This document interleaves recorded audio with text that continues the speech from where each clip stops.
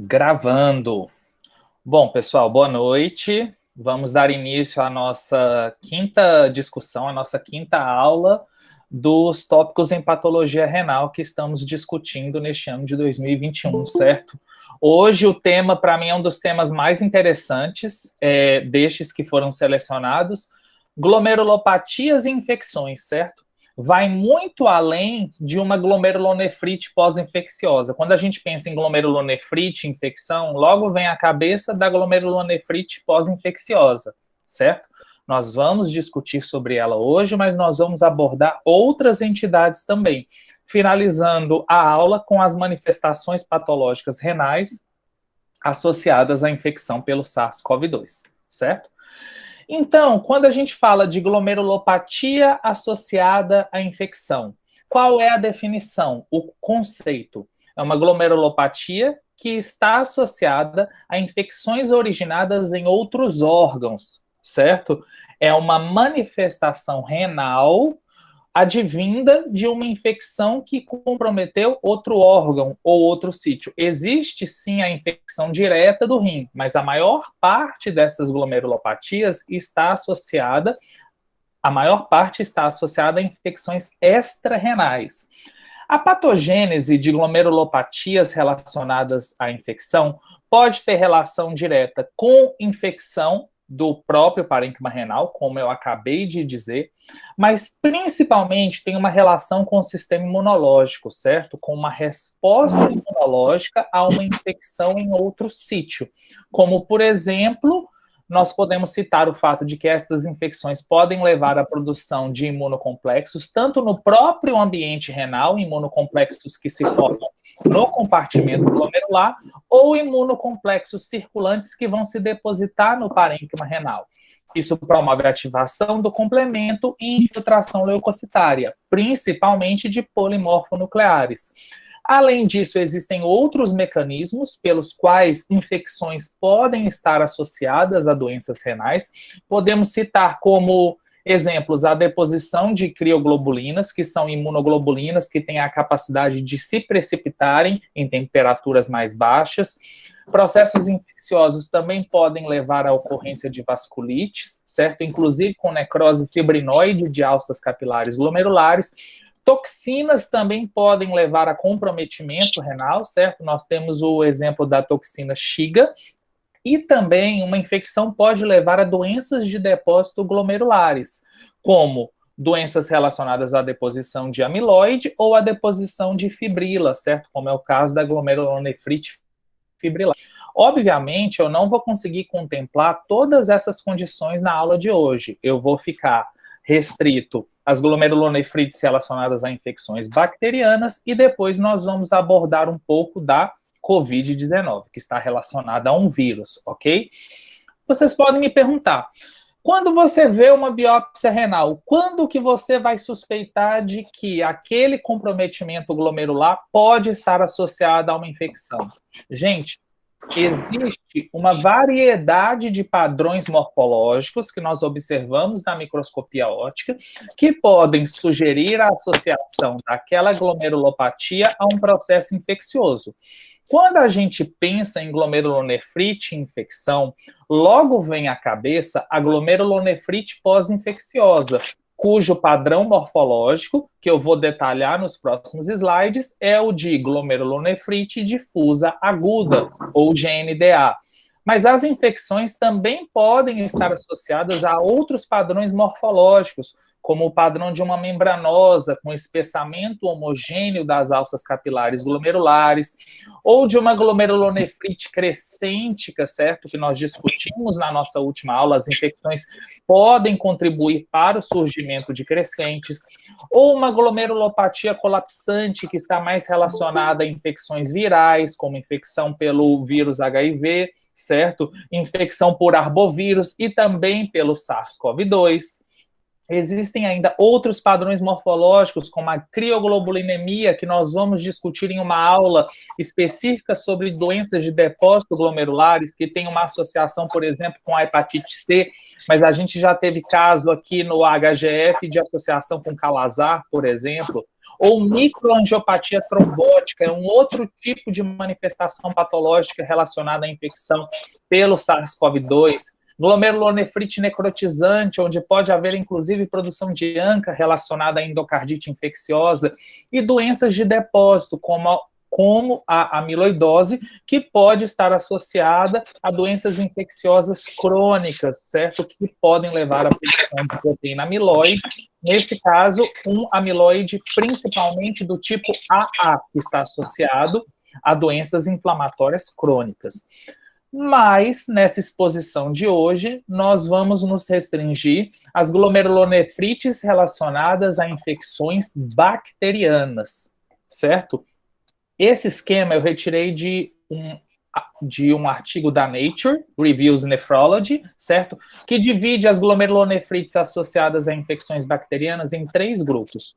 O grupo da glomerulonefrite pós-estreptocóxica aguda, que é o padrão quando a gente pensa de glomerulonefrite pós-infecciosa, onde a gente pensa na GNDA, na infiltração neutrofílica, na imunofluorescência com padrão em guirlanda ou céu estrelado, mas nós temos novas entidades cada vez mais estudadas, como, por exemplo, a glomerulonefrite associada à infecção por estafilococcus, a qual apresenta um padrão de imunofluorescência um pouco distinto, onde existe a deposição de imunoglobulina A em detrimento da imunoglobulina G, e a gente tem outros padrões de glomerulonefrite relacionadas a infecções, como, por exemplo, endocardite bacteriana subaguda, nefrite do Shunt, abscessos viscerais, que vão se manifestar como uma glomerulonefrite com padrão membranoproliferativo, geralmente doenças infecciosas, subagudas, certo? Doenças que vão levar a um comprometimento mais insidioso no parênquima renal, ao contrário das outras 2 entidades que eu mencionei previamente, ok? Então, nós vamos focar nesses padrões de glomerulonefrite relacionados a infecções bacterianas. E, posteriormente, vamos falar um pouquinho do comprometimento renal associado à COVID-19, ok? Então, vamos começar pelo clássico.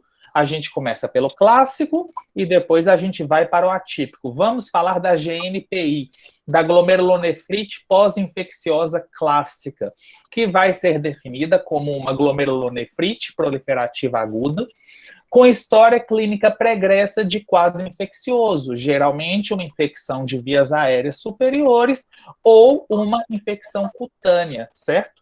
A patogênese clássica relacionada à glomerulonefrite pós-infecciosa envolve um processo infeccioso que antecede a glomerulopatia em 2 ou 3 semanas, uma infecção por Streptococcus, certo? Por exemplo, Streptococcus piógenes, que as suas cepas nefritogênicas têm a capacidade de produzir uma reação mediada por imunocomplexos, que vai levar no compartimento glomerular uma ativação de sistema complemento, infiltração leucocitária e glomerulonefrite, certo? A apresentação clínica clássica da glomerulonefrite pós-estreptocóxica consiste em uma síndrome nefrítica que surge de 1 a 4 semanas após o processo infeccioso.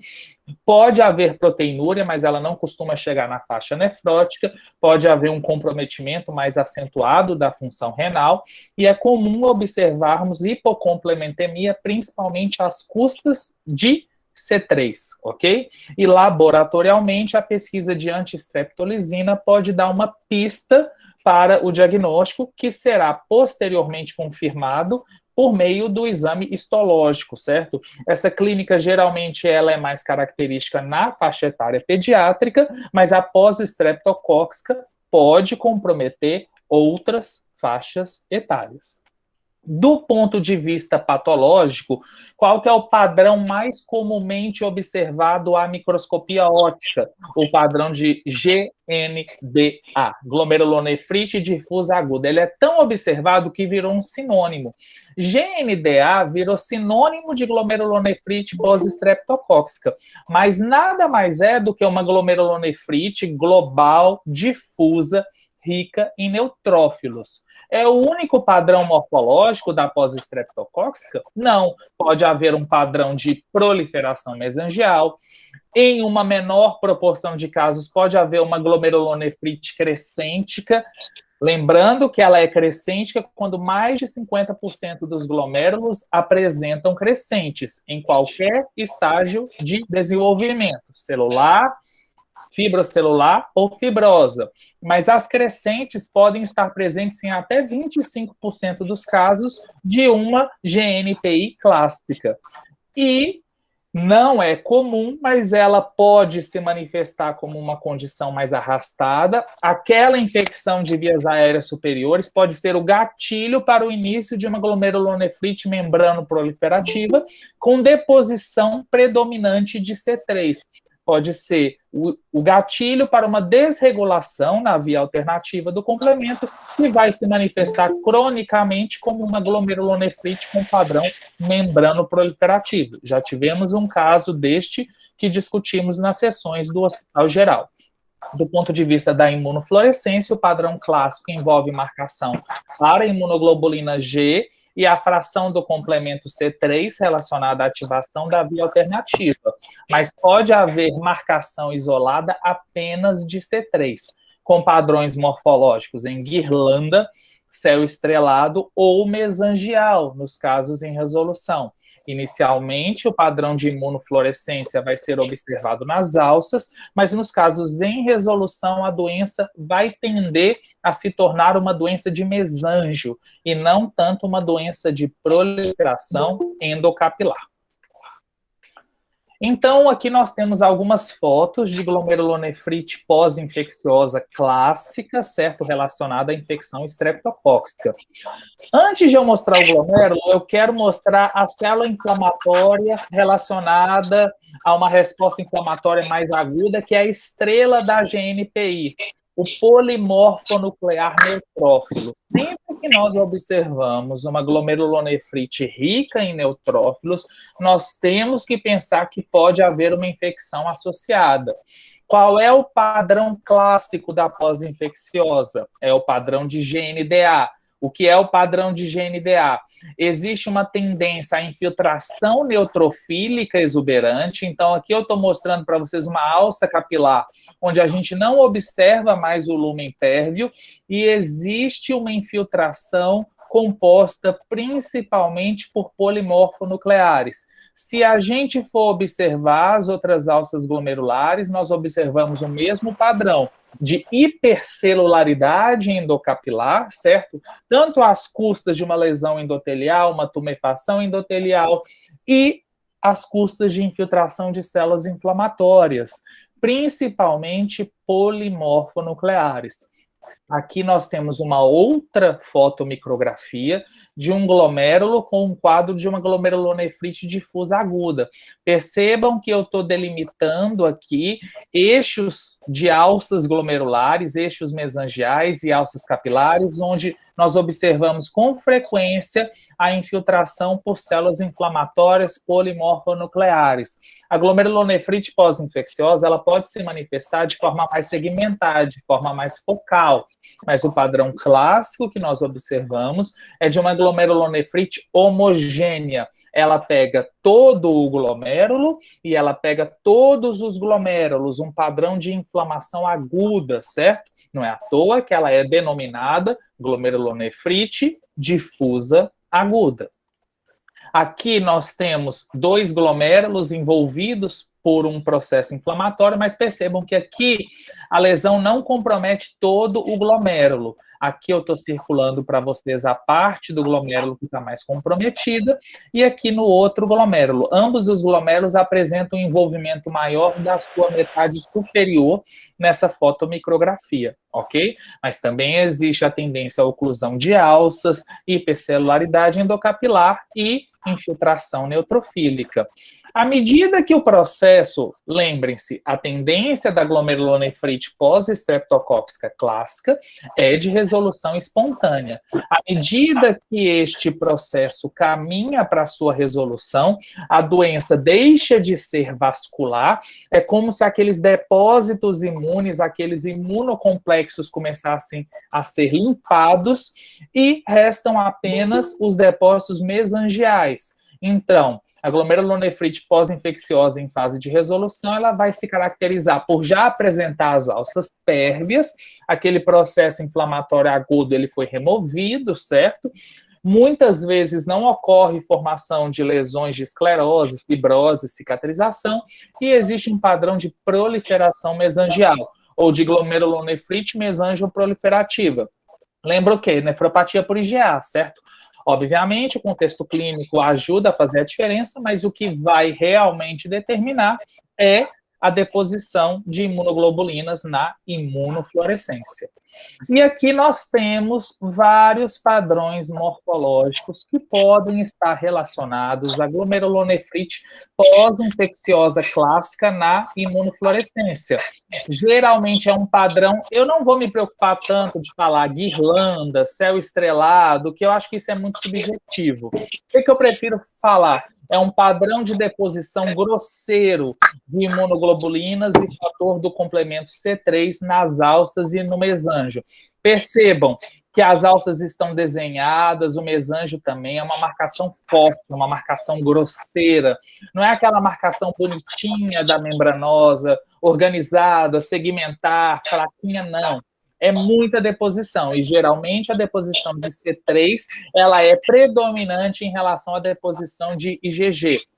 Percebam também que eu estou mostrando aqui uma imunofluorescência onde a deposição ela já é um pouco mais delicada, ela é mais mesangial, ela não é esse padrão grosseiro como que vocês estão vendo à esquerda. Já é um padrão de uma glomerulonefrite pós-infecciosa em fase de resolução. Pessoal, parece que tem alguns microfones ligados, ainda está dando um pouco de interferência. Peço a gentileza de todos checarem se os seus microfones estão desligados, por favor. Certo? Então, aqui eu estou mostrando, nessa fotomicrografia do canto superior à direita, a presença de uma deposição mesangial mais delicada associada, um padrão associado à doença em fase de resolução. E a microscopia eletrônica? Quando ela pode ser feita, é muito bom, porque ela mostra a peculiaridade da pós-infecciosa. Que na pós-infecciosa, a deposição dos depósitos, lembrem-se, imunocomplexos, vão surgir na microscopia eletrônica como depósitos eletron-densos, depósitos com uma coloração cinza escura, certo? O que nós estamos observando aqui é que na pós-infecciosa, esses imunocomplexos, eles são subepiteliais. São os ramps, as corcovas, as gibas, certo? Porque subepitelial. Lembrar que aqui nós temos a alça capilar glomerular, membrana basal, célula podocitária e a gente tem o depósito aqui, em cima da membrana basal. Aí vocês me perguntam, mas por que caprichosamente na pós-infecciosa, especialmente na pós-estreptocócica, esse depósito vai ser subepitelial? É o que nós chamamos de ramps, que podem, inclusive nos casos mais agudos, a gente pode observá-los na forma de pequenos depósitos avermelhados na coloração de tricromo de Masson, pequenas gibas, pequenas corcovas sobre as alças, ok? Por que que isso acontece? Principalmente no caso da glomerulonefrite pós-estreptocóxica. As cepas nefritogênicas, elas têm a capacidade de liberarem toxinas, certo? Que ao chegarem no compartimento, lembrar que o que vai causar mais lesão? É o imunocomplexo. Mas por que que na pós-estreptocóxica clássica o imunocomplexo vai lá para cima, vai lá subepitelial? Porque além dos imunocomplexos, as cepas nefritogênicas produzem toxinas que vão ativar colagenases, metaloproteinases, que são enzimas que vão degradar a membrana basal glomerular. Ou seja, chega o imunocomplexo, ou o imunocomplexo se forma no próprio glomérulo e caprichosamente, devido a um processo de destruição da membrana basal glomerular pelas toxinas relacionadas a estas cepas, vai se criar um caminho para que esse depósito aconteça em topografia subepitelial, especialmente depois que essas toxinas fazem uma conjugação com a plasmina, ativa colagenases, metaloproteinases, que são enzimas que degradam o colágeno tipo 4 da membrana basal, criando um caminho, por assim dizer, para que esse imunocomplexo ele não fique só embaixo do endotélio, ele consiga chegar até lá, acima da membrana basal, e felizmente pode nos ajudar como patologistas a fazer o diagnóstico diferencial com outras entidades. Quando a gente observa depósitos predominantemente subepiteliais, a gente pensa mais na possibilidade de relação com uma pós-infecciosa. Então, este é o clássico, a glomerulonefrite pós-infecciosa relacionada principalmente à infecção estreptocóxica. Agora vamos falar do que não é tão clássico, as glomerulonefrites relacionadas a infecções bacterianas, que são mais comuns em adultos e idosos, geralmente estão relacionadas a outros sítios de infecção e não necessariamente vias aéreas superiores. Tem manifestações clínicas e patológicas mais variáveis, a clínica pode ser mais insidiosa, ao exame patológico você pode observar casos com maior cronicidade, tem padrões morfológicos mais diversos e não apenas a GNDA, a imunofluorescência você observa outras imunoglobulinas além da IgG, e a hipocomplementemia é menos comum, ou ela é flutuante, é variável, um caso mais arrastado. Essas glomerulonefrites relacionadas à infecção comprometem mais adultos e idosos e podem apresentar pior prognóstico, com maior cronicidade ao exame histopatológico. Certo? Aqui a gente tem uma revisão do ano de 2013, salvo engano, da Kidney International, certo? Que fala especificamente sobre essas glomerulonefrites. Percebam, não estou falando pós-infecciosa, estou falando relacionadas à infecção, porque elas podem acontecer enquanto a infecção estiver comprometendo o nosso organismo. Então, o que a gente observa? Ao contrário da pós-estreptocóxica clássica, ela pode estar relacionada a vários agentes etiológicos e a infecções em vários sítios, e não apenas de vias aéreas. Pode ser infecção cutânea, no caso de estáfilo, pode ser infecção urinária, certo? Pode ser infecção de mucosa oral, certo?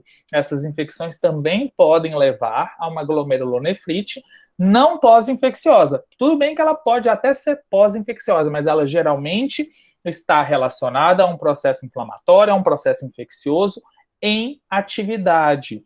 A sua patogênese também envolve toxinas e imunocomplexos, sendo que esses imunocomplexos eles podem se formar in situ ou eles serem formados em outros órgãos e eles se depositarem tanto no mesângio quanto nas alças. A consequência dessa deposição, desta formação de imunocomplexos será, ou melhor, as consequências serão ativação do sistema complemento, recrutamento de neutrófilos e um processo de glomerulonefrite, certo? Às vezes nós vamos observar aguda, mas em casos insidiosos a gente pode observar um padrão de cronicidade. Não necessariamente a gente vai observar aquele ramp bonitinho, o depósito aí já pode ser subendotelial. Lembrar que não é aquela cepa nefritogênica que vai ativar a plasmina, aquele processo fisiopatológico relacionado à pós-estreptocóxica clássica. Aqui a gama da fisiopatologia é mais variada, certo? Não existe um padrão definido de glomerulonefrite relacionada à infecção em atividade. Aqui a gente tem um artigo específico sobre glomerulonefrite pós-infecciosa no indivíduo idoso, que tem relação principalmente com infecções cutâneas e principalmente com a infecção cutânea por estáfilo, certo? Que vai ter um padrão diferente na microscopia óptica e principalmente a imunofluorescência com deposição de IgA. Esse caso clínico já foi discutido na nossa sessão de nefro, certo? E já foi inclusive apresentado no Congresso Brasileiro de Patologia do ano de 2020, uma paciente do sexo feminino com diagnóstico de hanseníase virchoviana, que apresentava lesões em membros inferiores e evoluiu com dor, hiperemia e lesões bolhosas recorrentes no pé direito, certo? Já tinha o comprometimento pela hanseníase, as feridas advindas de uma infecção crônica pelo Mycobacterium lepre, mas houve sobreposição com um quadro infeccioso. Essa paciente evoluiu com oligúria, dispneia, edema de membros inferiores, uma creatinina de 21,94, a creatinina prévia era de 0,7 e hipocomplementemia às custas de C3, com pesquisa de FAM, ANCA e sorologias virais negativas. O que nós observamos na microscopia óptica dessa paciente? Uma glomerulonefrite já em fase avançada de cronicidade.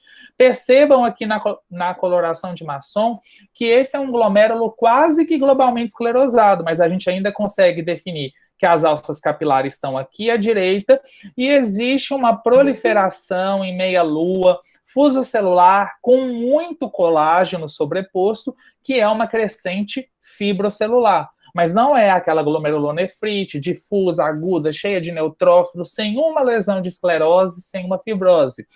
Percebam aqui na coloração de PAS, principalmente no canto inferior direito deste glomérulo, a gente pode observar a presença da crescente, uma crescente fibrocelular. Percebam aqui, ó, a membrana basal da cápsula de Bowman, a gente chega aqui na área da crescente, a gente não vê ela mais, existe uma perda de integridade da membrana basal da cápsula de Bowman, e neste caso o glomérulo já está em fase avançada de cronicidade, certo? É uma glomerulonefrite, tem crescente, mas não é o padrão clássico de IgNDA.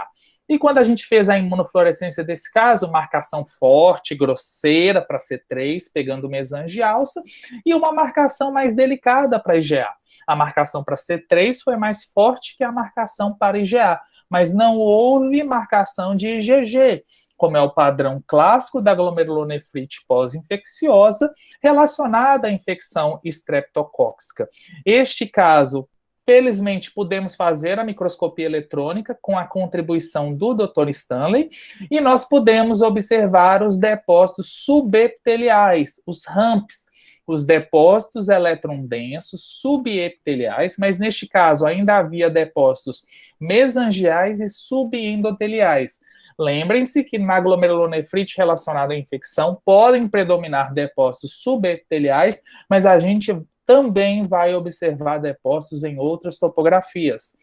O diagnóstico para esse caso foi uma glomerulonefrite com depósitos de IgA associada à infecção, que tem uma relação principalmente com a infecção por Staphylo aureus, infecções cutâneas por Staphylo aureus, em indivíduos com idade mais avançada e como principal fator de risco, pacientes diabéticos com lesões cutâneas relacionadas ao diabetes que complicam com infecção secundária.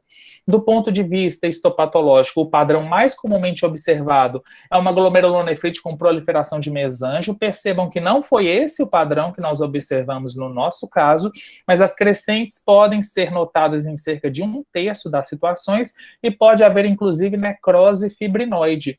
Pode haver marcação para outras imunoglobulinas e ser um padrão lupus-like, mas geralmente o C3 e IgA predominam, e os depósitos não são apenas subepiteliais, também podem ser subendoteliais. Aqui a gente tem um artigo especificamente sobre essa glomerulopatia, e ela difere da GNPI clássica, por quê? Ao contrário da pós-infecciosa, esse caso é relacionado à infecção. O quadro infeccioso, ele está em andamento, geralmente, no momento do diagnóstico. Existem agentes etiológicos variados, mais comumente é o Staphylo aureus, mas existem outros agentes etiológicos.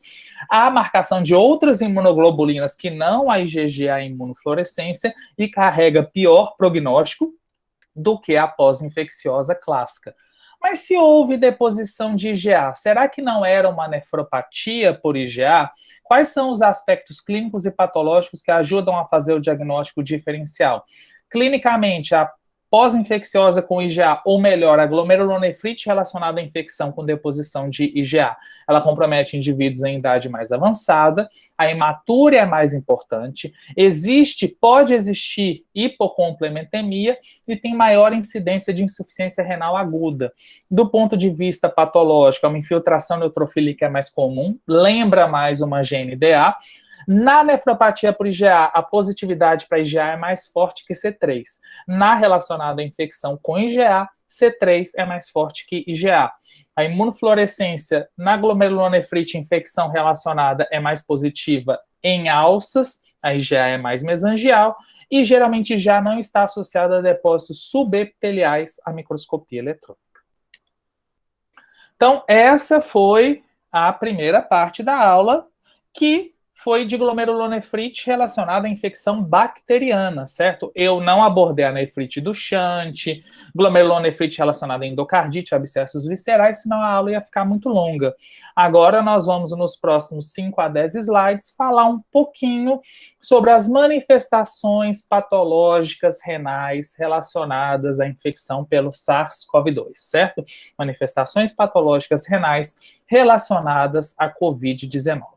Eu vou mostrar aqui para vocês alguns estudos que eu coletei para exemplificar, certo? A minha explicação. Depois eu vou mostrar 2 casos, que foram os 2 casos de patologia e COVID-19 que eu vi. Depois eu vou compartilhar com vocês a experiência de outro colega, que é o Dr. Stanley, de Belo Horizonte. Eu perguntei para ele qual tem sido a experiência dele. E depois eu vou colocar aqui as conclusões que eu consigo elaborar até o momento, certo? Que os estudos me permitiram e que as minhas observações permitiram. Obviamente, muito limitadas ainda. Mas foi o compilado que eu consegui fazer para apresentar hoje. Os estudos, pessoal, eles vão se dividir. Inicialmente, os estudos que avaliaram o rim na COVID-19 foram estudos de autópsia, certo? Estudos de autópsia que não necessariamente essa autópsia foi realizada porque o indivíduo apresentava um quadro de envolvimento renal importante. São pacientes que evoluíram com o quadro clássico, por assim dizer, se é que existe um quadro clássico de COVID, né? Uma insuficiência respiratória aguda, um dano alveolar difuso, um pulmão de SARA, mas que foram autopsiados e foram coletadas amostras do rim. Este primeiro estudo, que foi realizado ainda na China no ano de 2020, esse estudo foi realizado antes de maio, se não me engano, foi em abril do ano passado, certo? A gente ainda estava começando a entender, nós ainda estamos começando a entender a COVID-19, mas foi muito precoce. O que esse estudo mostrou? O principal padrão de comprometimento morfológico renal é o padrão de necrose tubular aguda, certo? E este estudo mostrou, sim, que o SARS-CoV-2, as partículas virais podem ser identificadas nos túbulos e nos podócitos. Significa que todo tipo de envolvimento renal na COVID-19 vai estar associado à infecção direta do vírus? Não. Outros estudos não demonstraram as partículas virais, mas este estudo levantou a possibilidade do próprio vírus atuar como um fator de lesão tubular e podocitária.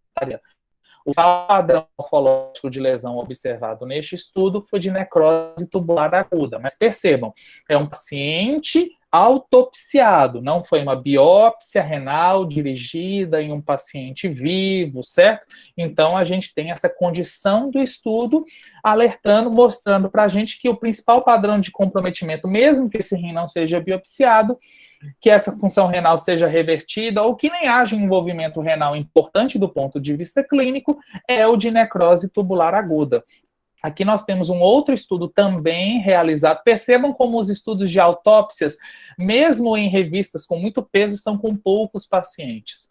é muito difícil você ter uma sala de autópsia apropriada para examinar um paciente com SARS-CoV-2, certo? Infelizmente, são raros os centros aqui no Brasil que estão fazendo estudos de autópsia, e vocês podem ver que mesmo em periódicos de renome na área de nefrologia, os estudos têm poucos pacientes, certo?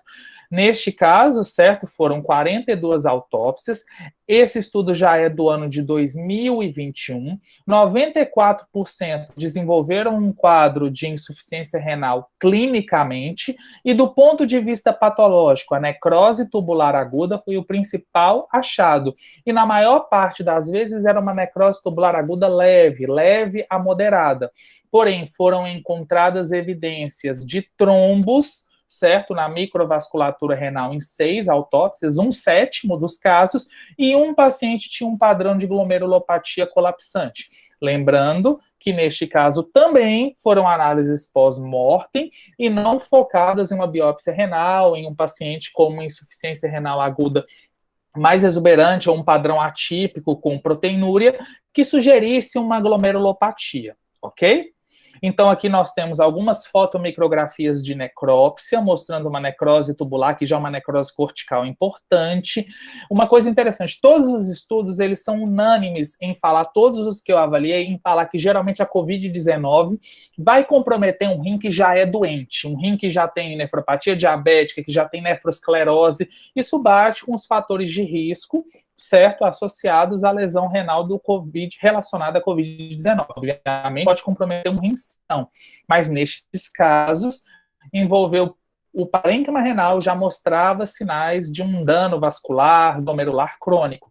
Aqui um padrão de glomerulosclerose nodular diabética, aqui um glomérulo com congestão das alças e trombose no seu polo vascular, aqui um ramo de artéria de médio calibre mostrando espessamento da parede e trombose, aqui a necrose tubular aguda e aqui novamente o padrão de nefrosclerose com fibrose da íntima do vaso. Lembrar que o SARS-CoV-2 ele vai causar muito mais lesão em um rim que já tiver seus vasos, seu túbulo interstício e seus glomérulos danificados. Porém, agora nós vamos abordar alguns estudos que já realizaram biópsias renais. Séries de casos, certo? Ainda são poucos os estudos com biópsia renal e geralmente com N limitado. Mas o que esses estudos mostram, certo? Este estudo, por exemplo, mostrou uma associação entre infecção pelo SARS-CoV-2 e glomerulopatia colapsante em indivíduos afro-americanos com mutação no gene da apolipoproteína 1. O gene da apolipoproteína 1, certo? É uma proteína que está envolvida na resposta imunológica, e em indivíduos afro-americanos, principalmente, pode haver mutações deste gene que levam a uma superprodução de apolipoproteína 1, que vai levar a uma lesão podocitária, uma ativação podocitária, que vai culminar num quadro de glomerulopatia colapsante. Neste estudo, realizado com 6 pacientes com glomerulopatia colapsante, foram identificados casos de mutação do gene da ApoL1, que é, por assim dizer, o primeiro hit para que a doença aconteça, certo? O segundo hit, a segunda condição seria a infecção pelo SARS-CoV-2. Lembrar que a infecção pelo SARS-CoV-2 tem evidência no túbulo, no podócito e também no endotélio capilar. O SARS-CoV-2 tem a capacidade de infectar as células endoteliais que expressam a porta de entrada do vírus, certo? A fechadura, que é o receptor da enzima conversora da angiotensina 2. Então, aqui a gente tem algumas fotomicrografias destes casos com glomerulopatia colapsante. As pontas das setas estão mostrando podócitos hiperplásicos. Um achado comum na glomerulopatia colapsante é que os túbulos ficam bem eosinofílicos, são os grânulos de reabsorção de proteínas. E aqui nós temos imagens de microscopia eletrônica, que eu vou mostrar melhor neste slide, certo? Então, aqui nós temos... Queria chamar a atenção aqui para a figura G primeiro, onde a gente observa aqui uma célula endotelial. Percebam como o espaço entre a célula endotelial e o podócito está alargado. não significa que a membrana basal esteja espessada, significa que existe um edema subendotelial que habitualmente está associado à lesão vascular. E o que nós estamos observando aqui na microscopia eletrônica, que eu peguei uma outra foto para mostrar? Inclusões tubuloreticulares. Quando nós observamos inclusões tubuloreticulares na microscopia eletrônica, que é esse enovelado elétron denso, nós temos que pensar em associação com a infecção viral, como, por exemplo, a infecção pelo vírus HIV, certo? Então, a infecção pelo SARS-CoV-2, ela dá manifestações como as inclusões tubuloreticulares e um quadro de podocitopatia. Percebam aqui na figura F, é uma microscopia eletrônica, aqui nós estamos vendo as alças capilares glomerulares, e aqui externamente as alças, a gente está vendo podócitos apoptóticos permeados com hemácias, podócitos gigantescos ativados, certo? Que estão relacionados à podocitopatia, que pode estar presente em casos de pacientes com Covid-19, especialmente se eles já apresentarem um fator de risco para uma hiperativação e morte podocitária, como a mutação do gene da apolipoproteína 1. Aqui nós temos um estudo multicêntrico, também publicado neste ano, certo?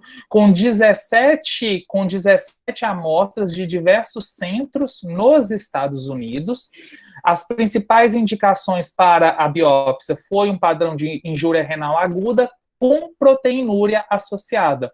Quais foram os principais achados patológicos? Necrose tubular aguda em 88% dos casos, glomerulopatia colapsante em 41% dos casos e microangiopatia trombótica em 35% dos casos. Houve casos em que as 3 alterações estavam presentes.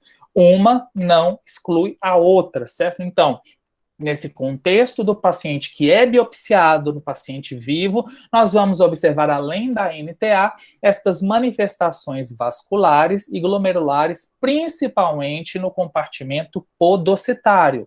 Aqui nós temos as fotomicrografias, mostrando necrose tubular aguda, a proliferação podocitária exuberante relacionada à glomerulopatia colapsante, na figura B, na figura C e também na figura D, o padrão de microangiopatia trombótica, que nós vamos discutir posteriormente, esse padrão de proliferação de células endoteliais intimais em casca de cebola, e aqui uma característica da microangiopatia trombótica, que é o edema subendotelial. Percebam aqui a gente tem uma alça com a hemácia, né, eletrônica, uma tumefação subendotelial importante, que indica a lesão vascular relacionada a infecção pelo SARS-CoV. Interessante que estes estudos não mostraram partículas virais da microscopia eletrônica, ao contrário de outros estudos de autópsia. Alguns estudos mostram e outros estudos não mostram. Não existe uma associação entre a presença do vírus e um grau maior ou menor de lesão renal, o que levanta a possibilidade de que o padrão de lesão renal esteja principalmente associado